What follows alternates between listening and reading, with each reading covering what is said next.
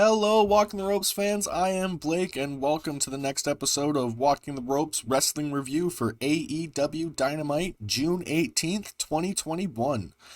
In today's show, we have a heavyweight cage match that ends in chaos, a backstage brawl, a debut of a second-generation talent, and epic trios action. But before that, make sure to check out the Walking the Ropes link tree for all things Walking the Ropes. Now, to start out AEW, we had the MMA cage fight between Wardlow with his cornerman of Shawn Spears and Jake Hager with his cornerman of Chris Jericho.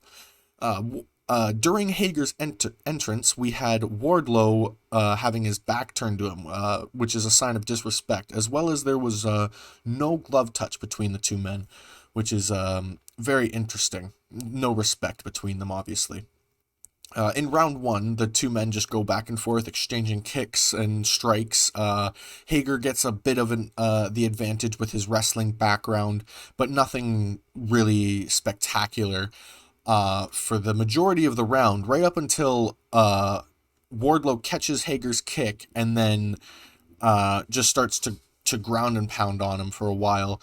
And after a while, they're keeping to exchange blows, and Wardlow jumps and kicks off the cage and hits a Superman punch, and for the last 10-20 seconds of the round, Hager is getting completely dominated by Wardlow, to the point where Hager actually gets saved by the bell. And the two men get their support from their cornermen during the intermission between the two rounds, and then in round two, Wardlow just right out of the gate comes running at Hager. He moves out of the way, and Hager is just staggering around the ring, just not looking good. He's trying to wrestle more in this round for sure, keeping it more close to his chest. But Wardlow is just pounding on him in complete control.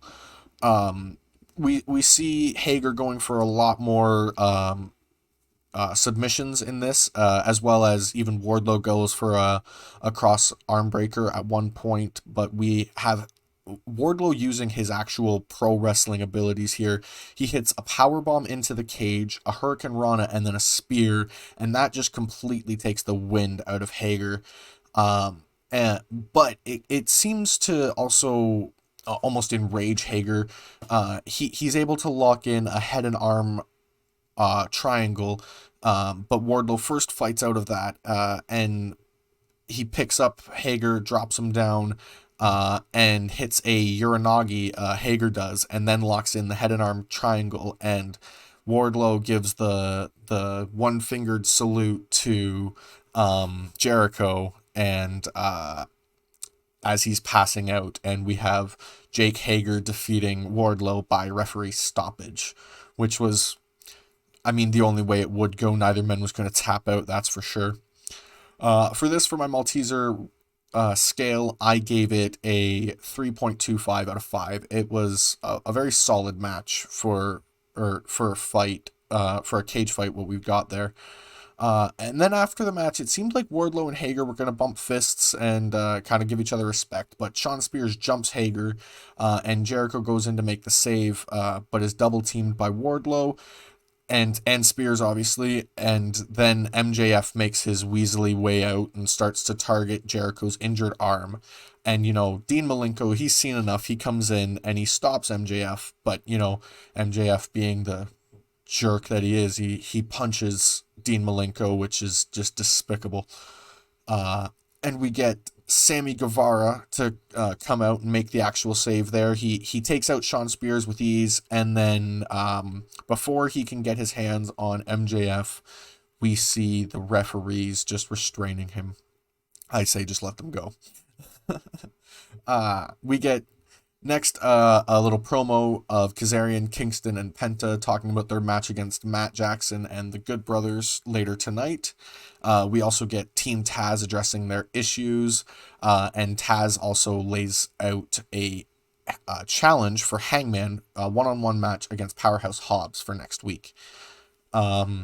And then we get a 2-on-1 handicap match. The Men of the Year, All Ego, Ethan Page, and the Face of the Revolution, Scorpio Sky, versus Darby Allin. Allin, sorry. This match kind of goes almost like you would expect it to go. We get Darby. He's in control. I don't want to say control, but he seems like he's doing well with the numbers odd, and it just kind of catches up to him. He's able to reverse it a few times here and there, having a meeting of the minds, as it were, when he pulls their arms together and they come crashing together. Paige and Scorpio, that is. We get for the rest of the match, basically, though, it's just Sky and Paige just going back and forth, beating on Darby the entire time. Basically to the point where Darby has to use the zip ties, I guess he either had in his pocket or something, and he zip ties Ethan Page's feet, and he goes to roll Sky up, but he gets a near fall for that, and then he hits the coffin drop, but is pulled out of the ring by Page, who then cuts himself free, and beats on Darby on the outside of the ring, and is able to get tagged in and become the legal man, puts Darby up on the top, but is knocked down, and Sky, as Darby's going for the coffin drop there, we get Sky pushing Darby off, and Ego hits the Ego's Edge for the win. The Men of the Year defeat Darby Allin there. It was a good match. I kind of expected I don't want to say a little more, but I expected Darby to come a little closer to a win a couple times there. And so I gave it, for my Malteser scale, I gave it a 2.75 out of 5 for this match. It was a good match, but it wasn't like a groundbreaking match, obviously. And then we get a singles match here. We have Cesar Bononi with the Wingman versus Orange Cassidy with the Best Friends. And this match is a little strange. Bononi is in control for the majority of the match. He's tossing Cassidy outside, and the Wingmen are giving him a makeover. He's getting spray tanned and product put into his hair. And the Best Friends just are doing nothing to stop this for whatever reason.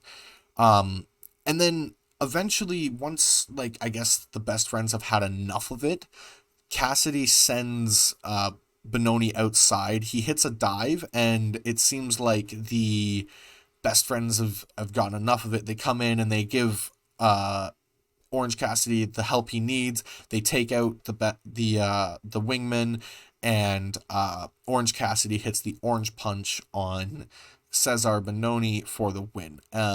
This match, it was a good match, but I give it a 2.5 out of 5, just because it wasn't like you're gonna go back and watch it a million times. It was a solid match. It just kind of felt a little weird that the Best Friends did not help out at the start there. They just let their man just kind of get abused. It was kind of strange. And then we get Jungle Boy talking backstage, but he's interrupted by Kenny, and basically Kenny wants to fight him right now. And he'll even give Jungle Boy the first shot. And before he can do that, Jungle Boy's getting ready to take the shot, Nakazawa comes up behind him and hits him with a laptop, and Kenny starts to beat on him. And just as Jungle Boy's going to take control, Nakazawa pulls him off, and they run, and Kenny actually pushes Nakazawa off the cart, and Nakazawa's left behind from Kenny there and Don Callis. We move on from that, and we get Matt Hardy talking about Christian Cage, and speak their name, they shall appear. Christian Cage comes around, and they lock him up in behind a cage, I guess you want to say, and Matt tells him that he just needs to retire, and Cage tells him to go to hell, and that Matt says he's just going to end his career then. That'll be a very interesting match. I can't wait for it. Next, we get a debut. We have a tag team match. Brock Anderson, son of Arn Anderson, and Cody Rhodes versus QT Marshall and Aaron Solo. Brock and Solo start out this, and they go back and forth. And QT comes in and calls out Cody. And Brock and Cody, they go to double team him, but it just doesn't. QT fights out and gets the tag, and it's Cody and Solo, and Solo seems to have Cody well known. and that's a very good thing because he's been trained by him, obviously, and so uh, he's one step ahead of Cody basically the whole time. And we get a couple moments where Brock comes in and he clears house for Cody, sorry, to save the day basically a couple times. But QT then stops him in his tracks with a huge spine buster. And QT and Solo start to beat on Brock there. QT or Brock actually fights out and is able to make the tag, but the ref didn't see it in the ensuing confusion. And so QT then goes for the crossroads, but Brock has that well known. And Cody comes in and makes, he does his Cody thing. He takes control and he even hits a Canadian Destroyer on QT. And Brock actually, when he gets tagged in, sends Cody into the ropes and Cody goes diving over onto QT and they beat each other up on the ramp. And Brock rolls up Solo for the win. Brock Anderson and Cody Rhodes defeat QT Marshall and Aaron Solo. A great debut for Brock. He looked really strong. He looks exactly like his dad. I mean, to a T, just absolutely perfect. Can't wait to see more of him. For my Malteser scale, I gave it a 3 out of 5. It was a really good debut match for Brock. Jake Roberts is talking about Lance Archer and how he can't really control him. And speaking of that, Archer then just storms off and Jake's like, well, I gotta go. We get JR talking to Andrade El Idolo. Sorry, I still don't really know how to say that. He says he deserves a shot at either of the men's singles titles in AEW because he deserves it. He also says that he and Vicky have a surprise, and I cannot wait to see what that is. I'm so intrigued to know what that'll be. Maybe it's Zelina Vega? Who knows? We get Dark Order and Adam Page talking about the challenge from Taz, and Adam just kind of ignores what he's asked about for the world title picture. They do accept the challenge from Taz, or I guess Adam accepts the challenge from Taz. But whenever the world title is mentioned, he just moves on and he just talks about how other members of the members of the Dark Order are doing. We move on. We get a singles bout between Penelope Ford and Julia Hart, and she has the Varsity Blondes with her. This match just kind of, they go back and forth, and Ford just kind of takes control of the match for basically the entirety of it. I mean, Hart does do well for a little bit, but Ford just eventually locks in an Indian Deathlock, and she wins there. We get Penelope Ford defeating Julia Hart via submission. Malteser scale for that match, I gave it a 2.5 out of 5. I mean, if you haven't really seen Julia or Penelope, this is a good match to kind of see what they're both about, but it wasn't a fantastic match by any means. It wasn't very long either. After the match, though, is where the more interesting stuff is. We get Miro coming out, and he says he doesn't really say in exact words that he's going to defend Penelope's honor, but more or less he's like, your boyfriend can't save you, so I'm going to save you. And he comes in and he just beats on the Varsity Blonde, sends who the fuck is Griff Garrison out of the ring, and he and Brian brawl, so maybe we're going to get Brian Pillman getting a TNT championship match, which would be very, very cool. We then get Tony Schiavone talking with Britt Baker, but before they can even really talk, they're interrupted by Vicky Guerrero, and she challenges Britt Baker and Reba to a tag team match against Nyla Rose and Vicky Guerrero. That match will go down June 30th as the favor from Tony Khan to Vicky for her bringing Andrade to AEW. We then get a recap of the FTR and Proud and Powerful rivalry. That'll be a very good match for sure whenever we get that. We also get Jade Cargill and Mark Sterling saying they have a new promotion or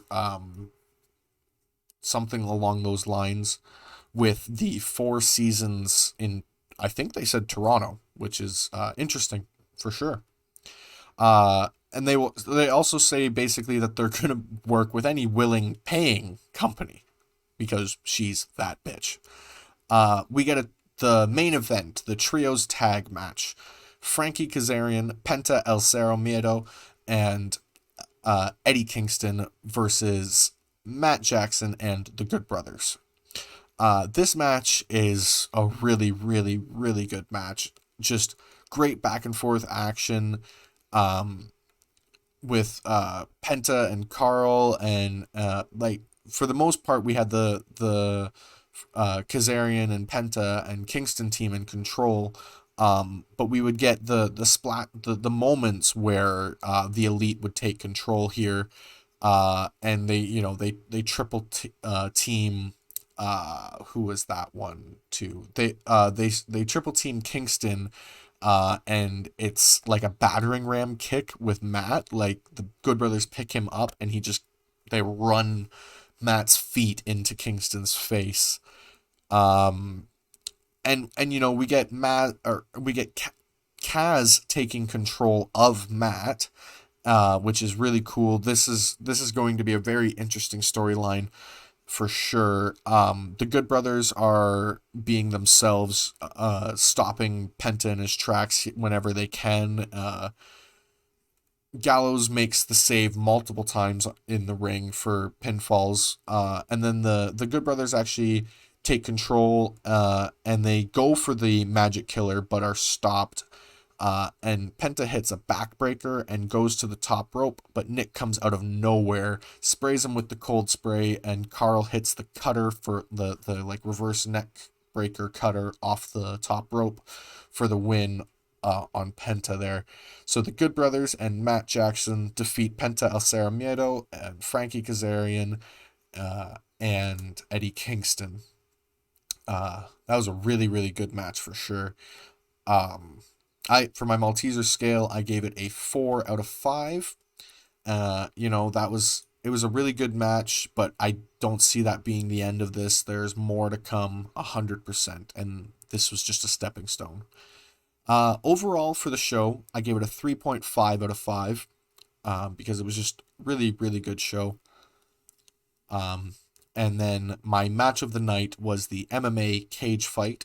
I loved that. I was expecting it to be really great, and it absolutely was. My segment of the night was Andrade hinting at that surprise. I really want to know what that's going to be. And then my performer of the night was Brock Anderson, making his debut on national television and in front of a live crowd. Absolutely huge debut. Really looking forward to the rest of his career, because it's only going up from that one, and that's just win number 1 out of however many he decides to get. And thank you all for dropping into this episode of Walking the Ropes Wrestling Review. If you enjoyed it, make sure to like, subscribe, and hit the bell icon to get notifications whenever we upload a video. I will see you in the next time.